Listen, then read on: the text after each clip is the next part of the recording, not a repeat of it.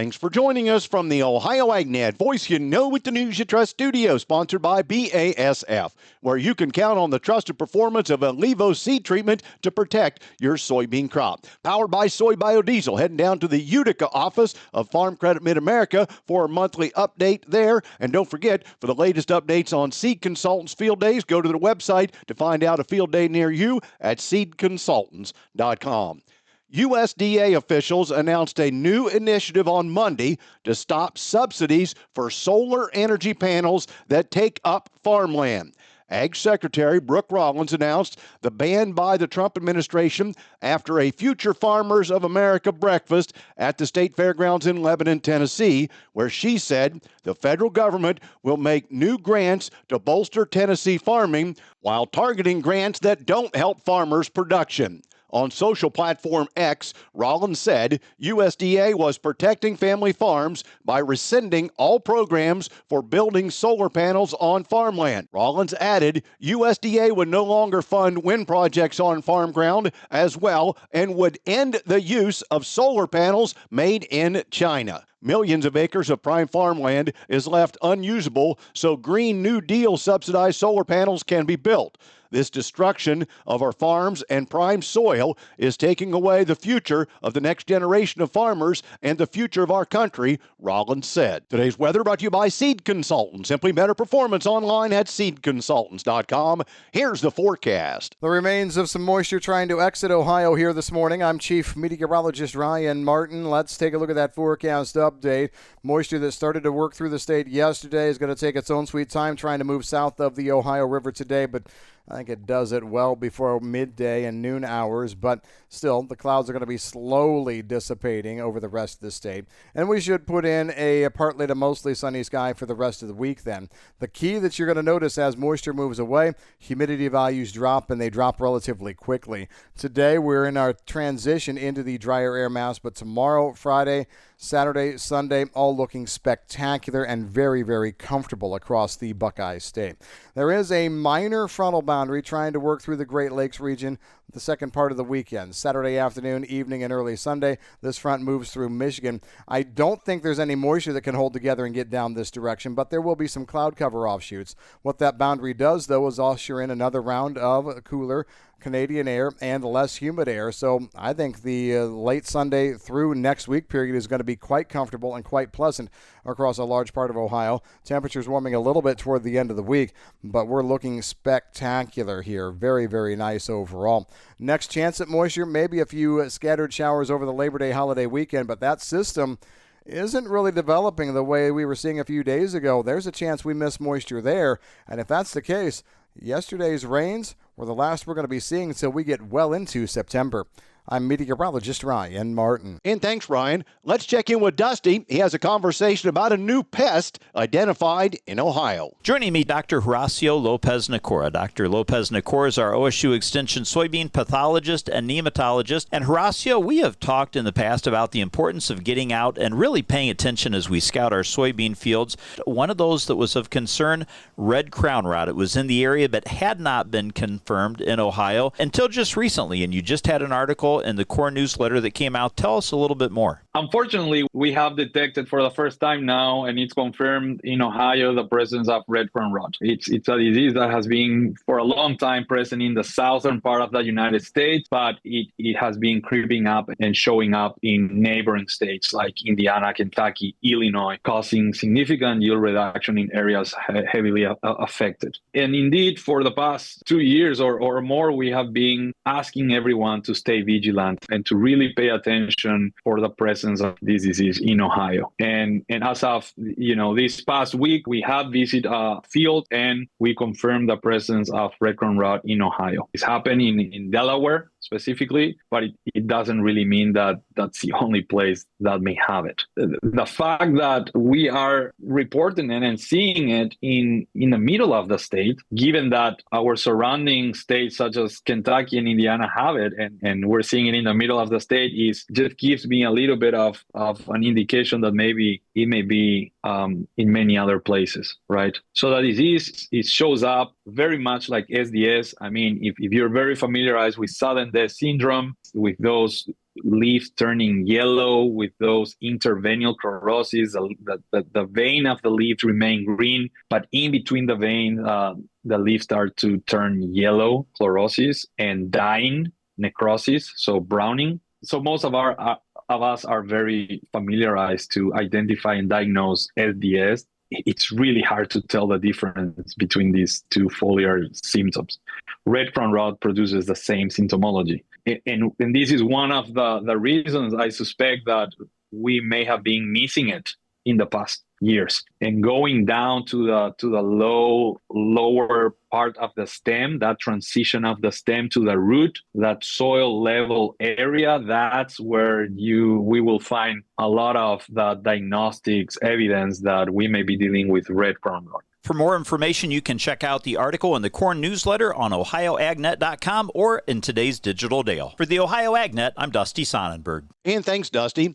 The American Soybean Association is urging President Trump to prioritize soybeans in the U.S.-China trade talks, warning that retaliatory tariffs are shutting American farmers out of their largest export market going into the 2025 soybean harvest.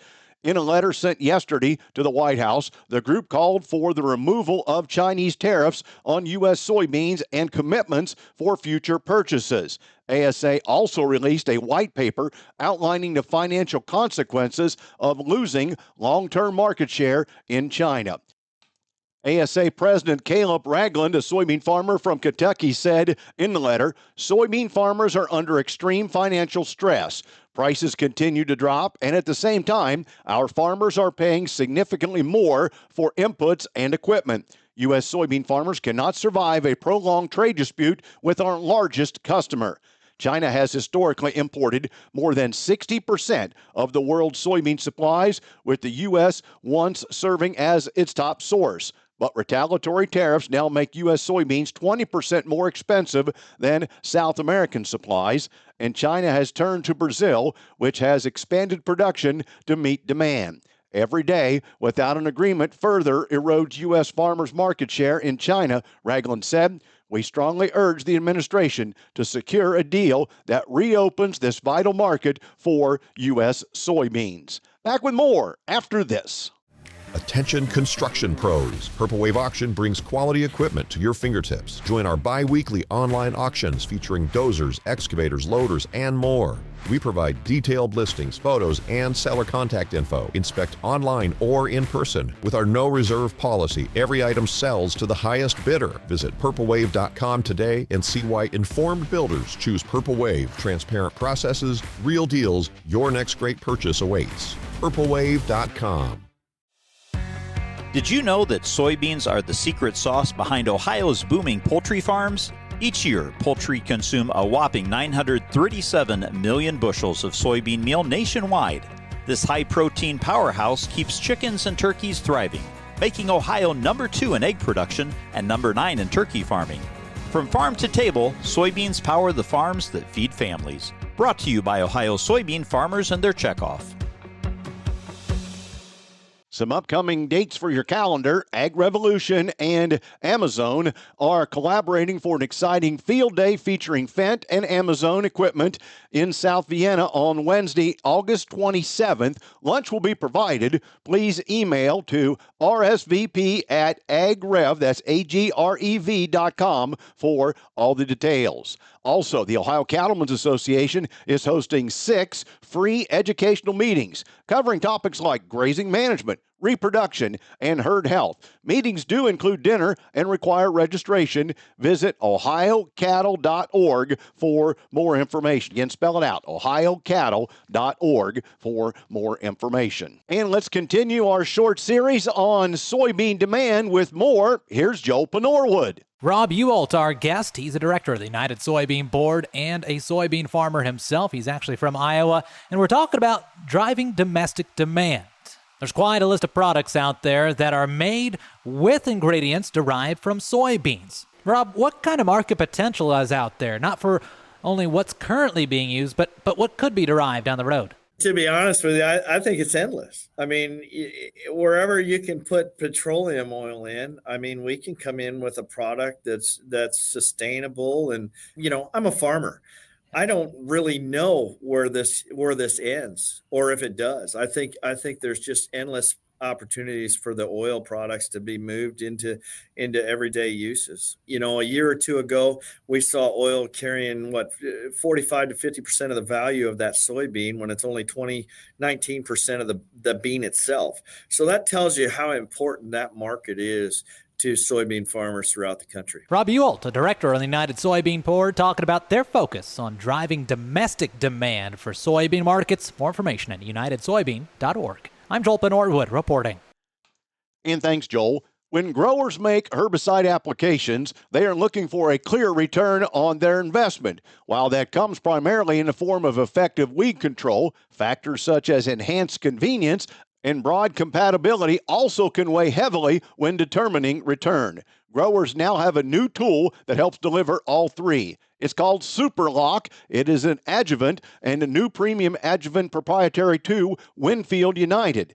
This novel solution includes both drift reduction technology and high surfactant crop oil concentrate to help ensure herbicides hit their intended targets and penetrate plant surfaces to increase yields and profitability through better weed control. Today's market analysis is brought to you by the Louis Dreyfus Company. Excited to be building the newest state-of-the-art soybean crush facilities in Upper Sandusky, Ohio. For marketing information on your beans to LDC, call 574-566-2113.